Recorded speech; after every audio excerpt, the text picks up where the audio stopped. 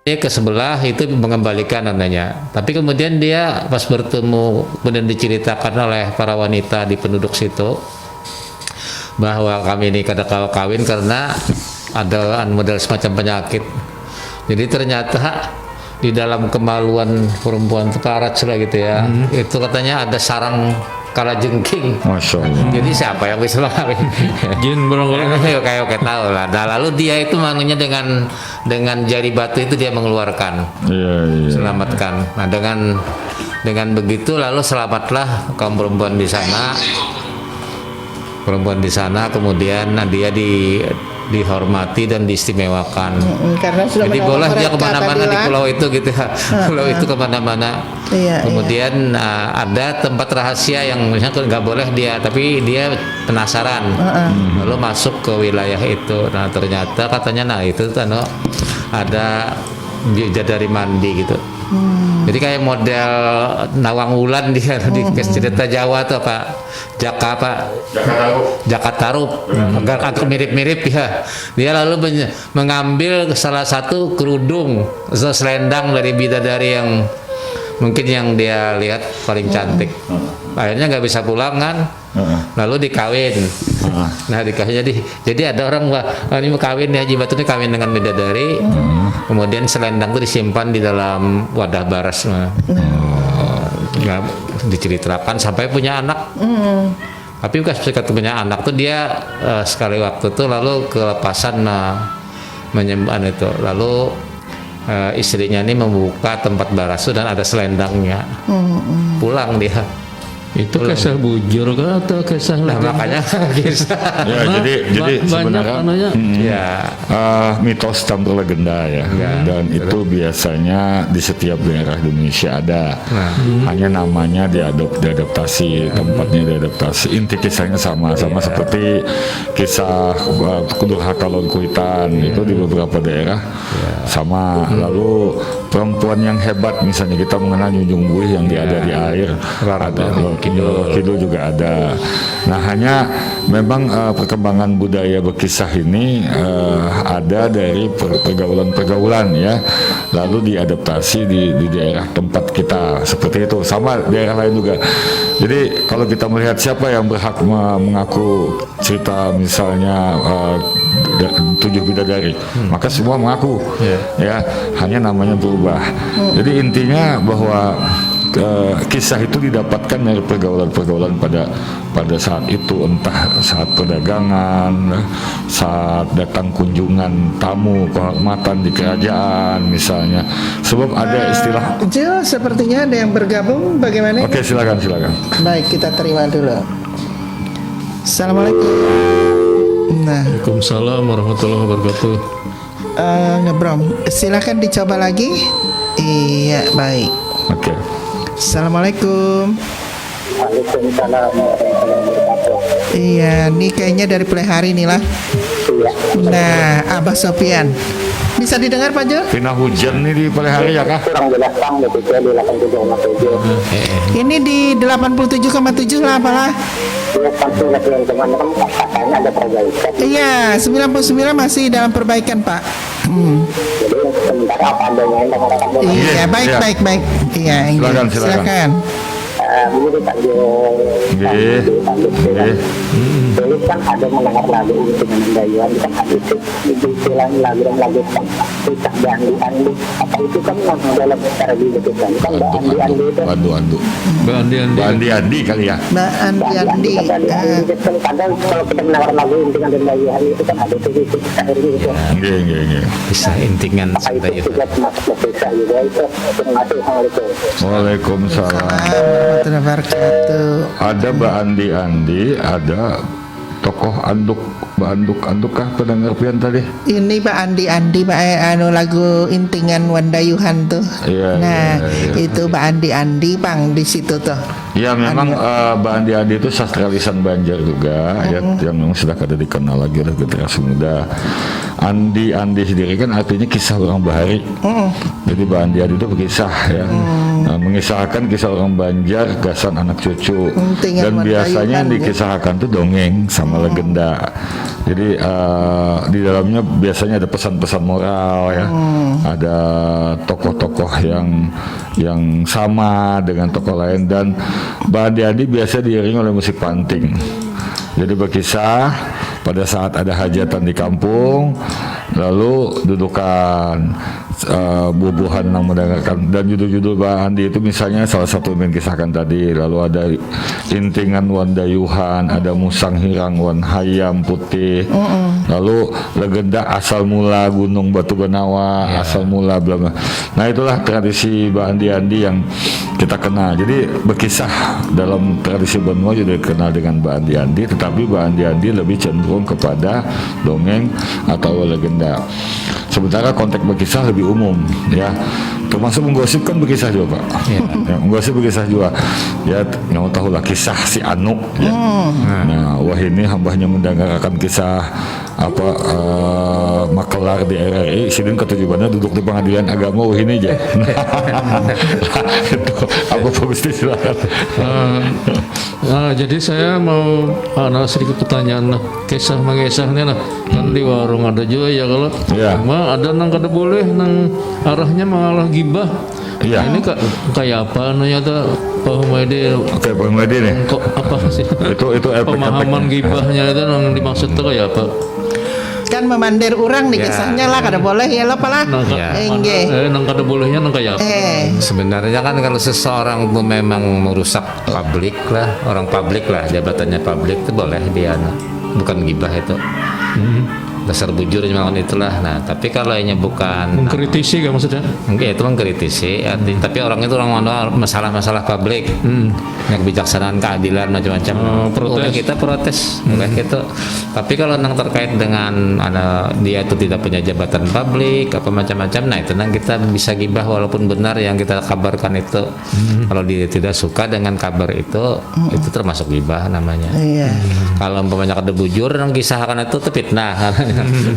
Ya. Nah, makanya supaya tidak terlalu gibah ya, kisahkan yang dongeng legenda aja, kisah yang lucu-lucu gitu kan, tidak menyangkut. Tapi juga kadang-kadang kisah tuh ada di syair ya. Ya betul. Syair itu kisah yang di syair itu kan isinya memang kisah riwayat hidup juga ya dalam bentuk syair, makanya muncul manakib itu juga ya itu kisahnya. Mana ada istilahnya itu syair situ di Jebeda ya, itu kan syair bidasari kasih anak apa autobiografi syair Karbala banyak kan. Cuma ya anak-anak bahari bisa menerima Pak kalau syair itu dibaca. Nah sekarang kisahnya dalam bentuk prosa saja ya, tidak dalam bentuk puisi, karena syair itu kan puisi lama gitu, lebih paham. Nah sebenarnya masyarakat kita cenderung kisah lucu. Dan kisah yang lucu itu kalau ceroboh Korno lah. Kalau kada ceroboh dianggap kada lucu, atau kalau kada ceroboh kada asik berkisah. Nah itu kan, atau mengarah-arah ceroboh gitu kan, nyerempet itu. Jadi itu memang budaya Pak, budaya ya. Mahalabio ya Pak. Nah lalu ada kisah yang dianggap mahalabio. Mahalabio itu biasanya orang serius mendengarkan, ujung-ujungnya ternyata ceritanya tidak gaya. Kalau dianggap mahalabio, gitu kan? Karena asosiatif. Tapi kalau dipadahkan ulun mahalabio, budul orang biasa kada mau mendengarkan karena tahu bahwa kisahnya tidak benar. Pangaramput jelas Pak. Idabul, mulai idabul aja ya. Kalau kisahnya serius, kemudian ujungnya lucu, lalu dikomentari pada sama mahalabio, dan itu hanya ada di Banjar. Ada udah kenapa? Jadi dengarani mahalabio. Itu yang pernah meneliti itu adalah Ibu apa itu yang di SMK di Semanda. Ya, tesis beliau tentang itu ya, mahalabio. Dulu di acara Suluh Banua edisi sore dulu beliau pernah kita undang ya, dan dan Mahalabio itu ya menjadi tradisi ya, bentuk sastralisan pada zamannya, dan biasanya ceritanya singkat, kalau panjang ada rame. Ya, tidak lebih, kalau malah ada pernyataan Mahalabio itu hasil penelitian tidak lebih dari 15 kalimat. Ya, mengandung candaan, teka-teki. Biasanya orang ketawa kalau paham konotasinya, bukan makna sebenarnya. Itu apakah awalnya itu karena orang Halabio nang berdagang-dagang itu Bisa juga. Ya, Contohnya contohnya Intalu batuk. Nah, itu kan. atau banyak malam Jumat Yasin kada boleh dibaca malam Jumat. Nah, itu Pak. Yasin kada boleh dibaca malam Jumat. Iya. Itu Makanya permainan istilah itulah. sama orang ziarah kada boleh dikubur. Nah, jadi itu ada konotasi ketika Nalar itu kan bermain nalar. iya, ketika konotasi itu bisa dipecahkan, orang ketawa dan orang menganggap itu Mahalabio. Jadi Mahalabio tidak bisa ceritanya yang panjang gitu. Dia tadi paling sekitar 15 kalimat, misalnya Intalu batuk, ya ada kisahnya. Sedin hendak mencari Intalu batuk. Nah, ternyata Intalu yang ada toknya. Ya. Nah, batuk gitu kan, ada stempelnya tuh Mahda MG di tanah bumbu, di tahu tuh di Pagatan tuh. Nah, Lalu diharamakan jadi amun teh. nah itu Mahalabio itu. Tahu dia makan yang muntah jelas. Nah, Ya, kita konotasi. pindah ke apa ya? Oke, silakan. Itu kan bagian dari cabang kisah itu ya, dalam tradisi sastra Banjar. Ada lagi yang memang itu jadi profesi. Iya, iya. Jadi dahulu tuh ada tokoh-tokoh yang memang berkisah di panggung dan berkisah di radio. Di radio terutama. Nah, di radio itu biasa bersambung. Saya pernah sempat tahu itu dan melihat itu ya. Pamannya ada Arpan, tokohnya itu saya nggak tahu persisnya di mana dia Arpan. Kemudian Artum Ali. Atau Mali, ya benar. Nah kemudian yang agak muda tuh Ajamuddin Tipani kalau di radio. Oke. Nah, Iya Pak Ajamuddin almarhum. ya. Jadi kalau Arpan dengan nanti istilahnya di panggung, kadang-kadang pakai guling dengan bantal. No, Sebagai istilahnya tuh ya ekspresi nanti kalau dia berkisah itu ada. Pelengkapnya lah Pak. Pelengkap kisahnya tuh. Iya.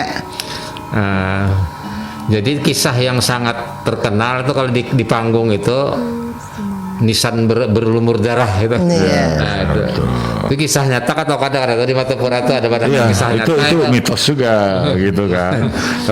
Pembuktiannya biasanya ada benda-benda yang dianggap sebagai bagian dari cerita itu. Terus lanjutkan, Pak. Nah kemudian kalau yang di radio itu agak memang sangat menghayal betul. Saya mengikuti tentang Pangeran Buntal. Pangeran Buntal. Mungkin ada seseorang manusia tapi keturunan raja yang kemudian dikutuk atau di apa ya, jadi buntal.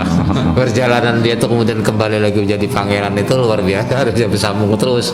Kita jadi penasaran mengikuti itu ya. Iya, betul. Nah, lalu ada juga beberapa yang dikasetkan tuh Pak, dalam cerita raja-raja dia kadang-kadang mengambil dari 1001 malam. Ya. Cerita-cerita Di masyarakat modern ya, sejak ada koran misalnya, sejak ada media cetak ya mengenal Palu itu. Palu juga Tuliskan ya sejarah Banjar sebenarnya. Artinya orang Banjar mengenal tokoh Palu seperti misalnya di Sunda dikenal Kabayan. Atau di Jakarta tuh dikenal, lupa ini tokoh Jakarta yang dianggap seperti Kabayan. Jadi tokoh-tokoh yang Jampang gitu ya, kalau Jampang larinya ke orang hebat berkelahi. Pitung Ya, jadi ada tokoh. Jadi ada tokoh yang lo ingat ya di Bandung ya, di Sunda ya, ada tokoh Kabayan. Artinya tokoh-tokoh yang dianggap ada, lucu, tapi dihargai, seperti itu kan. Nah Palu kan begitu, dan dia bisa masuk dalam sebuah kondisi apapun. Palu bisa masuk dalam tradisi, Palu bisa naik gerobak sapi, bisa naik pesawat. Pak Zulfaisal, Ya. ada telepon lagi, bagaimana nih? Silakan. Baik, kita terima lagi. Assalamualaikum. Waalaikumsalam warahmatullahi wabarakatuh. Nah, ini Pak Sadam di mana nih Pak Sadam? Sanak nang hadir nah di studio. Pak Sadam sebentar pian di mana? Ulun di Kalimantan. Kada di Banjar kah maksud ulun di Kota Baru kah? Ada New City ya. Anu Borneo. Oh, Borneo nggih. Soalnya ulun nak tahu dari tangkap RRI ini Pak nggih. Insyaallah Jadi buat Kena laporan katanya, kita iya kalau sudah Sadam berada di New City mudah-mudahan kawai ya kalau. iya. Nah itu jadi Iya, ini baik. tadi anu mau kayak berkisah lah. Nah jadi orang Banjar nih harus berkisah jarang lah. Nah nang Sadam hendak pertakunakan itu tentang kronologis kenapa jadi orang Banjar katuju berkisah. Nah apakah mungkin kronologisnya karena sejarah Nabi apa dan sebagainya lalu timbul inisiatif untuk membahasakan mantik apa dan sebagainya kemudian sehingga timbul masalah palui memalui. Nah ini kan kita kan perlu meneliti itu ya loh seandainya Sadam nang meriset Sadam tahu tapi oleh karena tahu paksa bertakun. Nah itu kan jadi ini kan soal budaya lah. Nah soal budaya bang lah. Nah jadi paling kada kita kronologis budayanya itu kenapa bisa kayak itu tadi nah ya lah. Nah itu nang perlu diketahui khususnya Sadampang dulu ya Allah.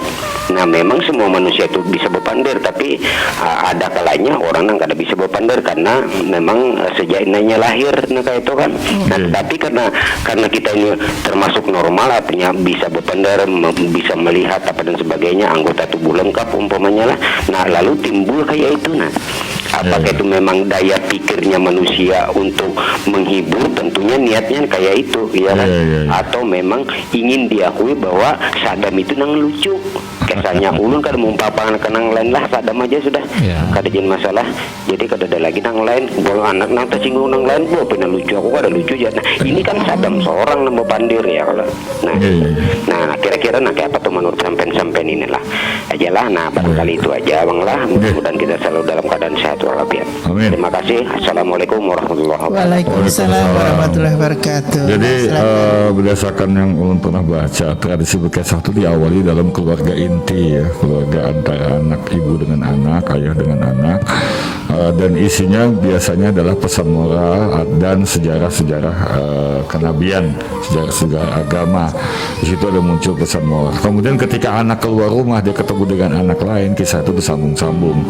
Ketika ada pergaulan dengan suku lain, kisah itu bertambah lagi. Dan kemudian masuk dunia sekolah muncul kisah yang terkait dengan sejarah dan sebagainya. Dan itu pun dibawakan lagi. Jadi berkisah itu sebenarnya adalah pesan-pesan moral yang disampaikan oleh orang tua kepada anaknya. Begitu juga ketika raja dengan rakyatnya itu juga membawa pesan-pesan moral. Nah kemudian dakwah pun akhirnya membawa kisah sebagai bagian dari dakwah ya, bahwa hadis Nabi itu berdasarkan kisah yang disaksikan oleh para sahabat dan biasa dalam bentuk cerita seperti itu. Misalnya Nabi pernah berjalan ketemu si A lalu Nabi bersabda dan sebagainya. Seperti itu riwayat kisah. Kalau kemudian menjadi lucu, itulah hebatnya otak kita gitu kan. Ada hal-hal supaya menjadi segar maka dibuat lucu. Kita melihat sekarang misalnya Dasat Latif sebagai penceramah, dia saat ini sangat laku. Dia mengikuti jejak Jainuddin Amjad. Kenapa? Selalu ada lelucon-lelucon di dalamnya ya, dan leluconnya tidak mengarah kepada kepada ceroboh gitu. Kita mengenal dulu ada ustadz yang berceramah kalau kada ceroboh kada asik gitu, mengarah ke sana dan masyarakat menyukai dan tidak menganggap ceroboh itu haram gitu kan, itu bagian daripada dialektika bercerita. Kira-kira begitukah Datuk atau Pak Datuk Gusti? Memang bisa jadi ya karena kita awalnya tradisi lisan jadi tumbuh berkisah itu dengan alami gitu ya, alami karena tradisi lisan itu tapi bisa jadi juga ada inspirasi dari ketika masuk Islam gitu ya, kita jadi orang Banjar yang Islam itu inspirasi dari Al-Quran juga sangat banyak. Banyak sisi di Al-Quran itu banyak cerita-cerita. Bahkan ada satu surah yang namanya Al-Qasas. Al-Qasas itu artinya kisah-kisah kan. Nah, kisah-kisah. Kisah di Al-Quran itu jelas ya, mungkin kebenarannya iya gitu ya. Jadi ada kisah Nabi Yusuf, kisah Nabi Ibrahim, Ashabul Kahfi gitu ya, kisah itu kan. Cerita semua tuh, kisah keluarga Imran, orang tuanya Nabi Musa, kisah Zakaria gitu, Maria, macam-macam gitu ya. Nah jadi gitu mungkin menginspirasi orang untuk mengisahkan kembali kan, apalagi kan kisah itu kan dari bahasa Arab asalnya ya, kemudian diterjemahkan. Apalagi kemudian Indonesia ini kan sangat terpengaruh dengan memang budayanya Arab tuh sangat lumayan banyak gitu ya, dengan Persia dan segala macam, sehingga cerita-cerita seperti bukan saja Nabi dan sahabatnya, tapi juga tokoh-tokoh besar dari kekhalifahan Bani Umayyah seperti Umar bin Abdul Aziz, itu jadi cerita juga yang dianggap perkasa gitu ya, dianggap saleh, dianggap orang tasawuf yang sangat suci lah, sakral. Kisah sufi lah, kisah. Nah, kemudian ada Harun al-Rasyid yang raja sangat terkenal. Kalau di sana hidup Abu Nawas gitu ya, yang lucu sekali Abu Nawas itu kan. Nah, jadi banyak cerita-cerita itulah menginspirasi. Kelihatan aja diterjemahkan oleh ke Arab Melayu itu oleh pujangga-pujangga kita terdahulu itu. Nah termasuk juga ketika muncul yang sudah tradisi tulis kayak roman itu ya. Roman itu sebenarnya lisan yang dituliskan. Jadi tulisan yang dituliskan.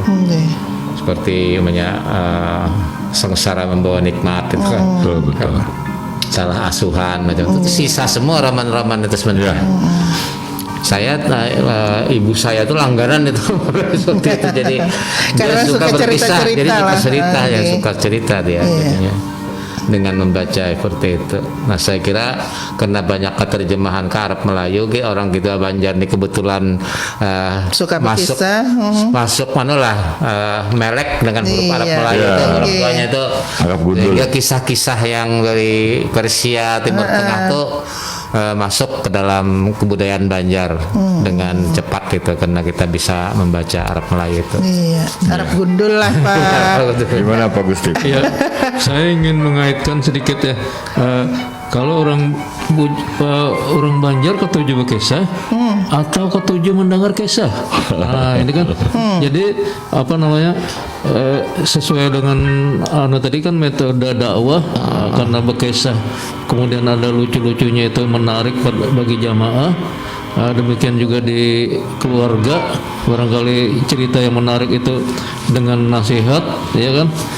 Nah jadi apakah sekarang ini atau sampai sekarang ini orang Banjar itu lebih ekstrovert dibanding lebih banyak yang ekstrovert sehingga dia ketujuh berkisah, ketujuh berpandir, ketujuh dibanding dengan diam menuliskan dengan diliterasi sampai sekarang ini, atau sudah ada perubahan gitu, karena orang Banjar apakah lebih banyak menulis membaca dibanding dengan mendengar atau bagaimana?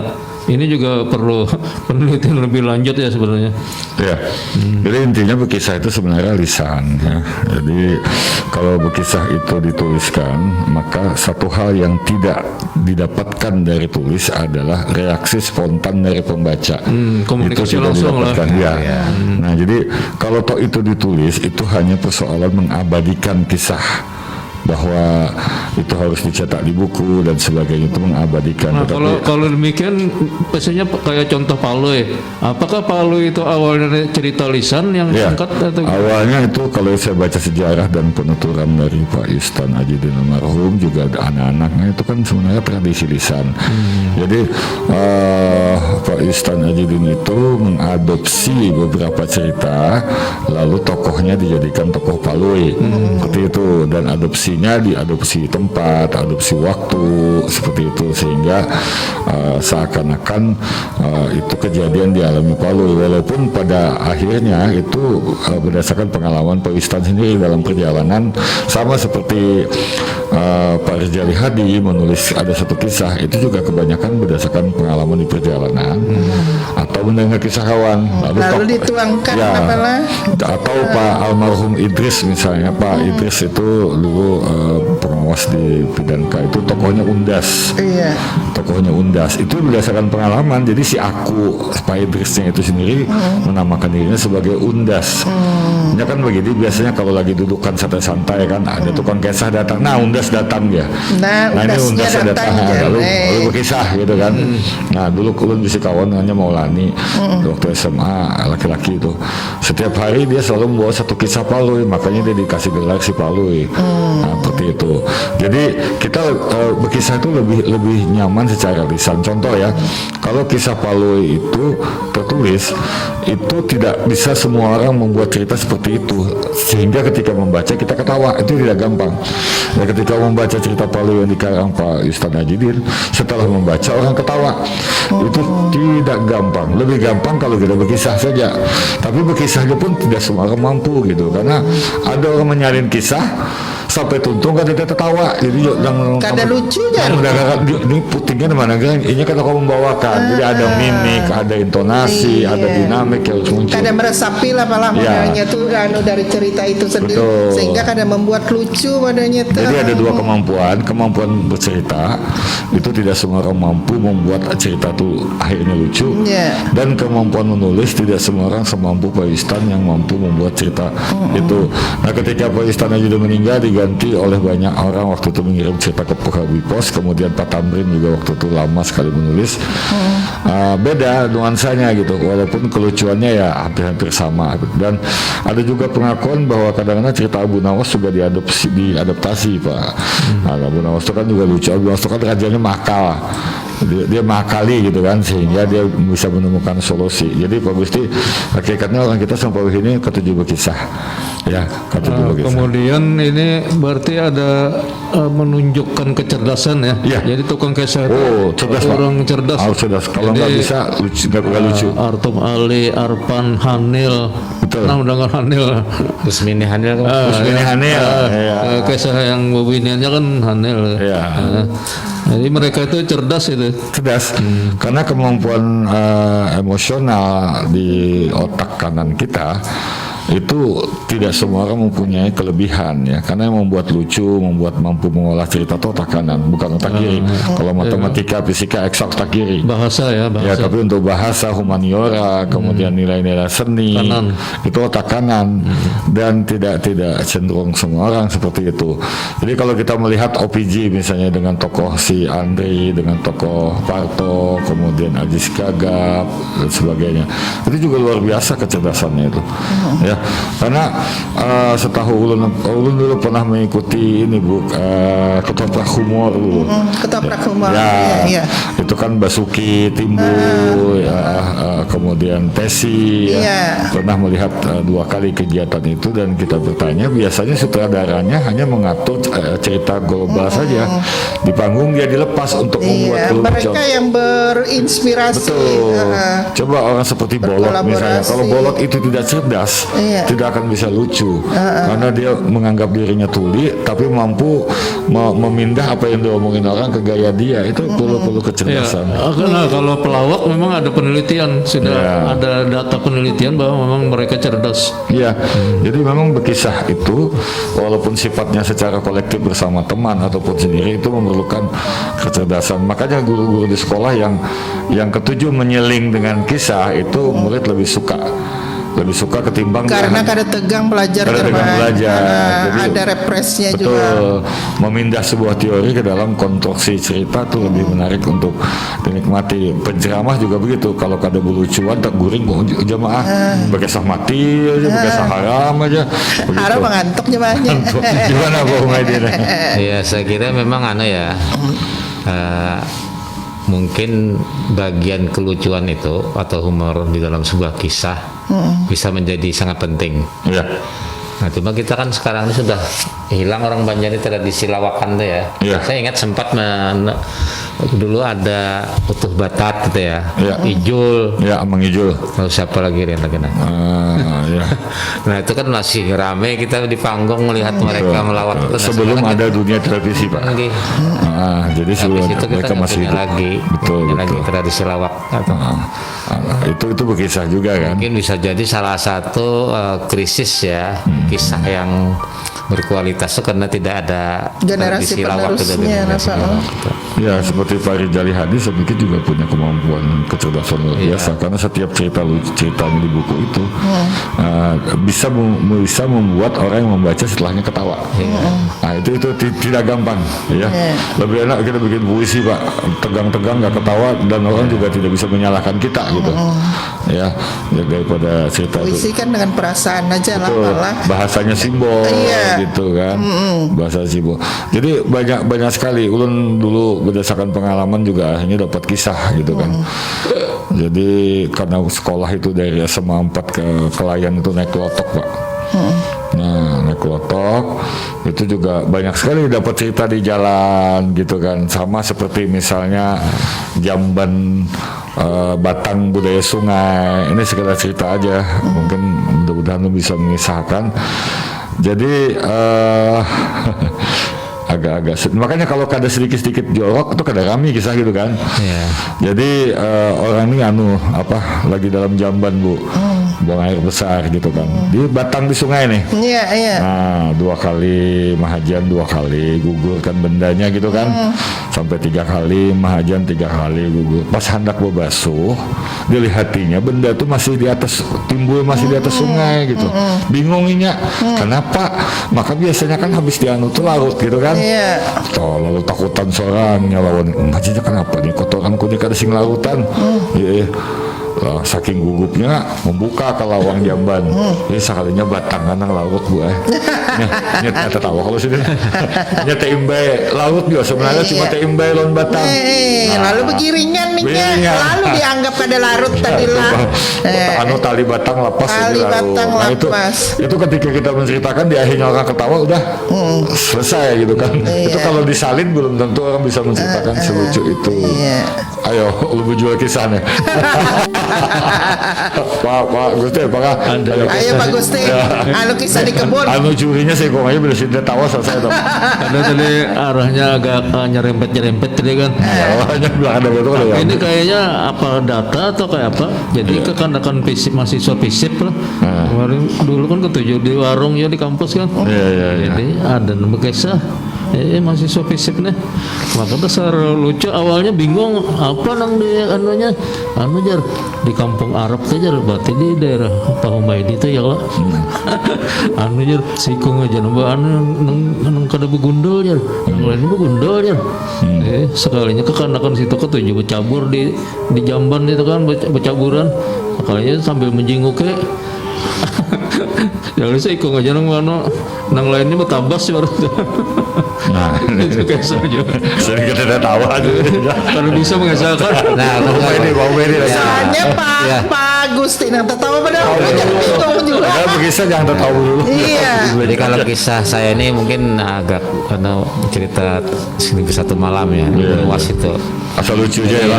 Makanya Abu Nawas nih dianggap raja nih menang terus karena apa aja. Raja ini berusaha untuk mengalahkan Abu Nawas nih. Harun al-Rasyid saat itu. Jadi sini mengadakan pesta karena perintah raja, habis pestanya Jarano membuang kotoran itu ke rumah Abu Nawas.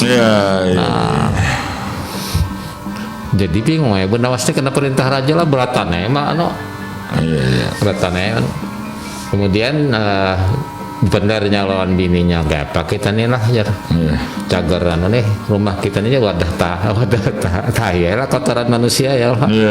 Raja memerintahkan banyak yang datang. Rupanya ketika bicara dengan istri itu Abu Nasim menemukan solusi. Apa ada solusi ya. Jadi ketika ada orang hendak mahajan sudah boleh jasa dengan Abu Nawas ikam hendak bahera. Tapi kalau titik banyak kami pagat mana? Ikam nih, ampun ikam nih. Kan bahera aja perintah raja itu. Nah, kami kita masuk. Nah, bila kami bahera tak kami pagat mana ikam. Kada jadi orang beratan ini kan kena ancaman seperti itu. Menang pula Abu Nawas. Nah, jadi ceritanya memang ada juga kada sampai lucu bang itulah mungkin bicara soal raja ini kan sempurna memerintahkan ya. Jika perintahnya itu Behera dan Bekameh, nah mungkin kalah mungkin Abu Nawas, tapi ini raja kada ingat Behera aja. Jadi cara Abu Nawas kalau ikan Behera boleh aja nah. Tapi jangan sampai tak kami, kita tak kami pagat nampun ikan tuh. Nah, lawannya. Saya kira itu kisah aja. Bukan. Ya itu tadi ya, jadi artinya tidak selalu bisa kita bahkan sebenarnya pendengar juga kecerdasannya juga berlapis-lapis gitu kan. Ada yang dipadahkan nih kamu tuh antena handap aja. Orang tertawa nih sih, kok nggak ada tertawa gitu kan. Nah, itu pendengarnya yang memang antenanya handap, antenanya kada tinggi. Orang 10 ikung sih, kok nggak ada tertawa. Artinya kada peka gitu. Ceritanya lucu seperti itu ya, bagus dia. Jadi memang lingkungan kita akan memunculkan cerita-cerita yang dadakan, Bu. Belum merasakan sekali tinggal di Kelayan itu banyak cerita terkait dengan batang, terkait dengan sungai, terkait dengan tadi orang buang kotoran, dan itu lucu gitu kan. Nah, ya kalau nggak ke situ nggak lucu gitu aja mungkin Pak Gusti ya. Gimana Pak Gusti? Iya, jadi ini persoalan waktu ya. Sekarang ini kan mungkin krusialnya itu ada mungkin orang tegang dengan persoalan ekonomi ya, sehingga barangkali beda dengan orang-orang dulu itu yang masih bisa berkumpulan di warung. Iya betul.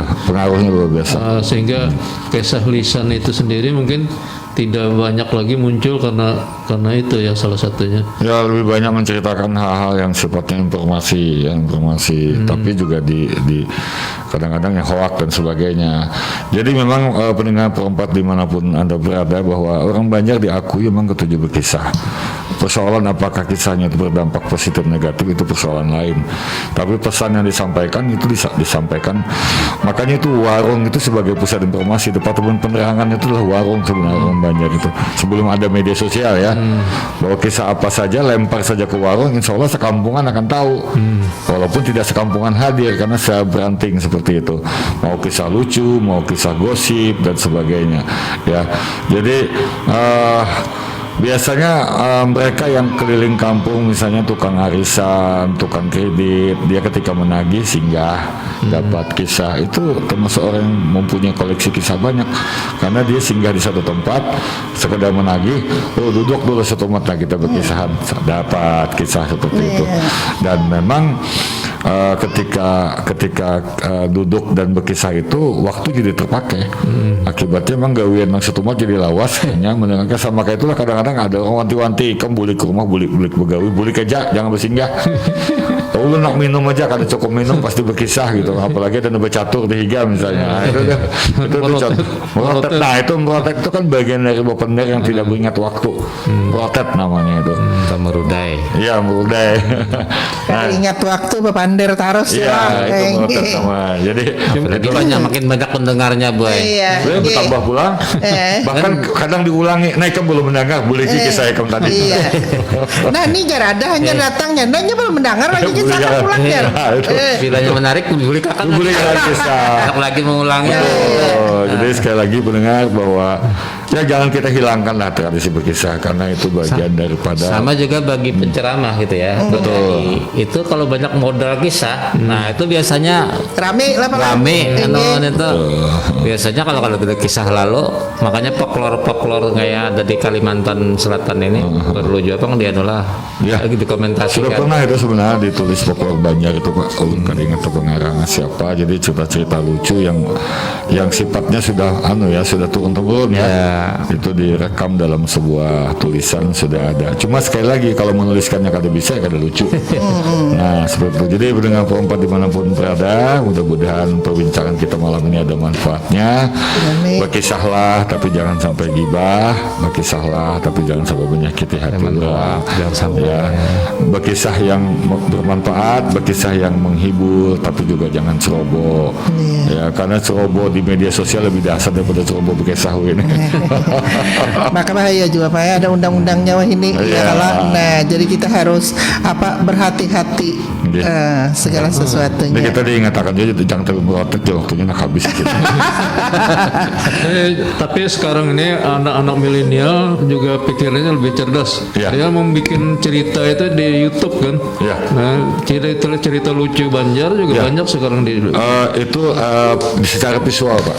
TikTok itu banyak juga yang lucu secara visual gitu. Jadi itu bagian daripada ekspresi sebenarnya ya. Prank apa perang itu juga sebenarnya cerita lucu tapi dalam bentuk visual. Nah, dan itu membahayakan macam lah. Oke, pendengar dimanapun Anda berada, sebelum menutup ini kita mengucapkan selamat besok pelantikan wali kota Banjarmasin ya. Pak Musina dan wakil wali kotanya Pak Arifin untuk masa tugas 2021-2024 ya. Selamat kepada kedua pasangan ini dan selamat Banjarmasin besok sudah mulai punya wali kota definitif ya. Demikian, terima kasih Pak Humaydi, terima kasih Pak Gusti, Bu, terima kasih juga, sampai jumpa pekan depan di Suluh Banua dalam topik yang lain. Terima kasih. Wassalamualaikum warahmatullahi wabarakatuh. Waalaikumsalam warahmatullahi wabarakatuh.